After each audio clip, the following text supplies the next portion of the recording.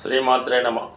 ఈ వీడియోలో మనం సింహరాశి వారికి డిసెంబర్ 15వ తారీఖు నుంచి 21వ తారీఖు మధ్యలో జరగబోయే వార ఫలాలు పరిశీలిద్దాం. ప్రస్తుతం సింహరాశి వారికి వారి యొక్క గ్రహస్థితి పరిశీలించినప్పుడు మరి వ్యయస్థానంలో వక్ర కుజగమనం, రెండవ స్థానంలో కేతు గ్రహ ప్రయాణం, రెండూ కూడా పాపగ్రహాలు సింహరాశికి ఇరువైపులా ఉంటూ ఒక పాపకర్తారి యోగం అనే యోగాన్ని ఏర్పడడం జరిగింది. ఇది జాతకుడికి చాలా విపరీతమైనటువంటి ఆందోళన, స్ట్రగులు, ఇబ్బంది కలగజేసే అవకాశం ఉంది. చాలా వరకు ఈ గ్రహ ప్రభావం వల్ల జాతకుడు అనుకోకుండా అనారోగ్య సమస్యలకు ఎదుర్కోవడం కానీ, ఆల్రెడీ అనారోగ్య సమస్యలతో ఉన్న వాళ్ళకి కొద్దిగా ఎక్కువగా వారి యొక్క వ్యాధి తీవ్రత పెరిగే అవకాశం ఉంది. అలాగే జాతకుడు తన యొక్క సొంత ప్రాంతాన్ని విడిచిపెట్టి వేరే ప్రాంతంలో మారడానికి కూడా అవకాశం ఉంటుంది. ఏదో కారణం వల్ల కొంతకాలం పాటు సొంత ప్రాంతాన్ని విడిచిపెట్టి వేరే ప్రాంతానికి వెళ్ళే విధంగా ఈ గ్రహస్థితి చెప్పడం జరుగుతుంది. దానికి అదనంగా ఏంటంటే సప్తమ స్థానంలో ఉన్నటువంటి శని భగవానుడు ఈ సింహరాశి మీద దృష్టి పెట్టడం జరిగింది. ఇవన్నీ కూడా జాతకుడికి ఏవైనా పెండింగ్ ఉన్నటువంటి కోర్టు కేసులు కానీ, అలాగే ఏదన్నా స్థిరాస్తి సంబంధించిన వ్యవహారాల్లో ప్రాబ్లమ్స్ కానీ ఉన్నప్పుడు అవి జాతకుడికి వ్యతిరేకంగా పనిచేసే అవకాశం ఉంటుంది. కోర్టు తీర్పు వ్యతిరేకంగా రావడం, ప్రభుత్వ సంస్థల నుంచి వ్యతిరేకంగా రావడం, ఏదైనా ఇన్కమ్ ట్యాక్స్, జిఎస్టీ, ఈడీ లాంటి రైట్స్ జరగడం లాంటివి కూడా జరిగే అవకాశం ఉంది. కాబట్టి ఈ సందర్భంలో మాత్రం జాతకుడు ప్రతి విషయాన్ని చాలా జాగ్రత్తగా వ్యవహరించాలి. ప్రభుత్వానికి చెల్లించవలసినటువంటి ఏమైనా ట్యాక్సులు, పన్నులు వగైరా అయినా పెండింగ్ ఉంటే అవి సకాలంగా చెల్లించడం, కోర్టు విషయాల్లో ఎప్పటికప్పుడు అటెండ్ అవుతూ తగు విధంగా పోస్ట్ పోన్ చేసుకునే విధంగా ప్రవర్తిస్తే తప్ప, లేదంటే సడన్గా ఊహించని విధంగా కొన్ని ఇబ్బందులు జాతకుడు ఎదుర్కోవాల్సి ఉంటుంది. అలాగే ఫర్ ది సేమ్ టైం మరి ఈ శుక్రుడు 6వ స్థానంలో ఉండడం కూడా ఎవరైతే మీకు మీ కుటుంబ సభ్యులు కానీ, మీ భార్య లేదంటే భార్య తరపు బంధువుల నుంచి కూడా అనుకోకుండా విరోధాలు లాంటివి వచ్చే అవకాశం ఉంది. అంటే స్త్రీల నుంచి విరోధం వచ్చే అవకాశం ఉంది.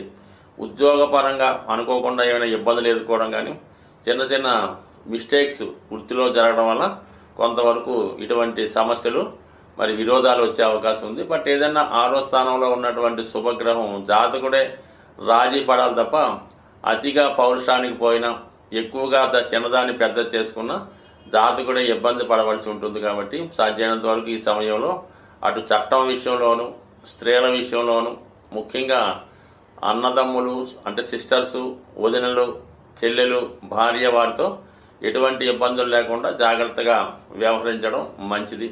ఇది ఖచ్చితంగా ఈ వారంలో జాతకుడు వ్యవహరించవలసినటువంటి విషయం. అయితే ఇంకా మనకి భూమి సంబంధించిన విషయాల్లో సడన్గా ఈ యొక్క స్థిరాస్తి ఏదన్నా మీకు అమ్ముడుపోయే అవకాశం ఉంది. గతంలో మీరు ఏదైనా స్థిరాస్తి అమ్మాలని ప్రయత్నం చేసి మీరు అనుకున్న ధర రాకపోవడం వల్ల అమ్మే ప్రయత్నం వాయిదా పడితే, ఇప్పుడు అనూహ్యంగా మీరు ఊహించిన దానికన్నా ఎక్కువ ధర రావడం వల్ల కంపల్సరీగా ఆ స్థిరాస్తి అమ్ముడుపోయే అవకాశం ఉంది.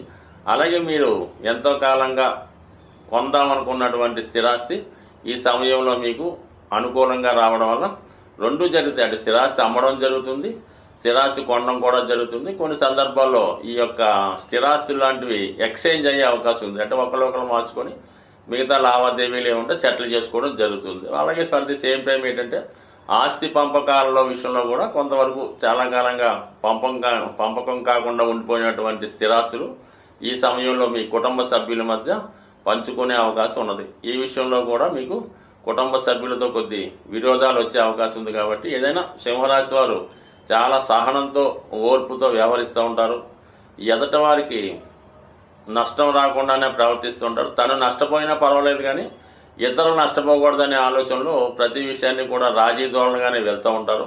అయితే పరిస్థితులు మరీ వ్యతిరేకంగా ఉన్నప్పుడు ఏదో కొద్దిగా ఆలోచించామని మొత్తం ఆలోచిస్తే విధంగా ఉంటే మాత్రం మరి సింహరాశి వారు చాలా వరకు దాన్ని ఎదుర్కొనే ప్రయత్నం చేసే అవకాశం ఉంది. కాబట్టి జాతకుడు చాలా వరకు ఈ స్థిరాస్తి పంపకాల విషయంలోనూ బంధువులతో వ్యవహరించే విషయంలోనూ కొద్ది కాలం పాటు ఓర్పు వహిస్తే అదే సహకరించుకుంటే అదే సెటిల్ అవుతుంది.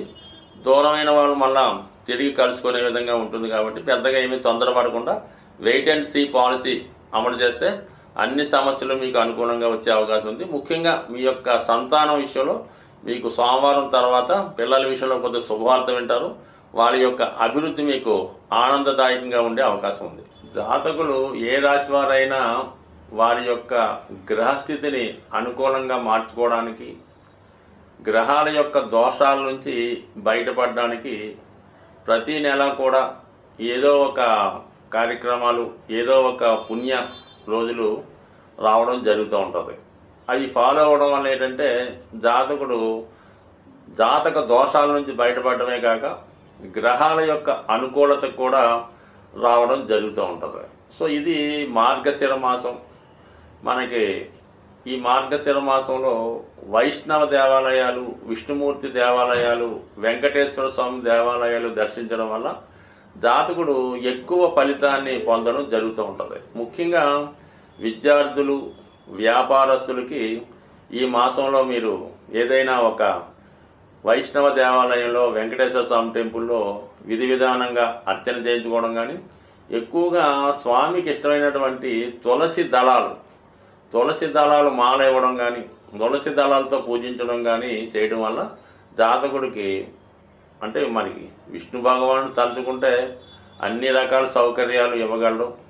అలాగే జాతకం దోషాలతో సంబంధం లేకుండా ఎంత ఐశ్వర్యాన్ని ఇవ్వడం జరుగుతుంటుంది. కాబట్టి ఈ మాసంలో విష్ణుమూర్తి ఆరాధన అన్నది చాలా ఇంపార్టెంట్గా ఉంటుంది. కనీసం ఒక గురువారం కానీ, ఒక శనివారం కానీ ఈ విధంగా చేసుకోవడం వల్ల జాతకుడు తన దోషాల నుంచి బయటపడతాడు. అయితే ఈ వారంలో మనకి ఈ 18వ తారీఖున అంటే పౌర్ణమి వెళ్ళిన తర్వాత సంకష్టాల చతుర్థి రావడం జరుగుతుంది. ఇది విఘ్నేశ్వరుడు సంబంధించింది కాబట్టి అంటే ఏదైనా ఒక దేవుడు కానీ, ఒక దైవం కానీ, ఒక వరం కానీ, ఒక దేవత కానీ, నవగ్రహాలు కానీ జాతకుడికి అనుకూలంగా ఇవ్వాలన్నా, ఒక వరాన్ని ఇవ్వాలన్నా కూడా విఘ్నేశ్వరుడు యొక్క అనుమతి తప్పనిసరిగా ఉండాలి.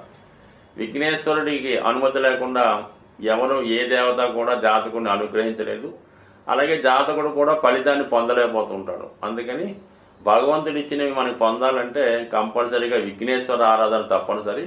మరి ఈ నెలలో వస్తున్నటువంటి సంకష్టాల చతుర్థి రోజు మరి విధి విధానంగా వినాయకుడిని గరికతో అర్చించడం కానీ, ఉండ్రాలతో హోమం చేయడం కానీ, అంటే సాధారణంగా ఉదయం పూట చాలా దేవాలయాల్లో హోమం చేస్తూ ఉంటారు. ఈవినింగ్ మరి సాయంకాలంలో అభిషేకం చేయడం జరుగుతూ ఉంటుంది.